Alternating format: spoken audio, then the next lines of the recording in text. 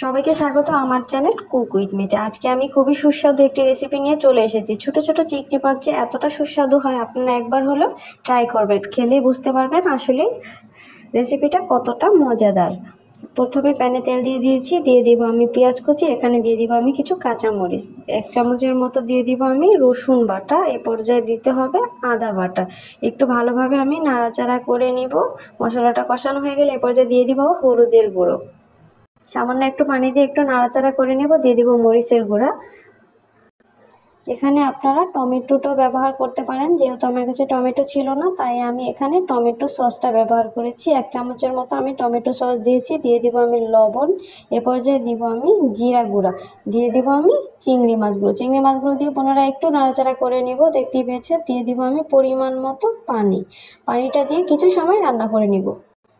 এ পর্যায়ে আমি দিয়ে দিব ধনিয়া পাতা এবং আরও কিছু কাঁচামরিচ। এই তরকারিটা ঝাল ঝাল খেতেই খুবই মজাদার হয়। চুলার আঁচটা একদম লো করে দিব, রান্না আমাদের একদম শেষ। এই তো চুলাটা অফ করে দিব। দেখতেই পেয়েছেন আমার রান্না একদম শেষ। থ্যাংক ইউ সবাইকে কষ্ট করে ভিডিওটি দেখার জন্য। একবার হলো আপনারা এই চিংড়ির রেসিপিটা ট্রাই করবেন সবাই। ভালো লাগলে অবশ্যই কমেন্টে জানাবেন।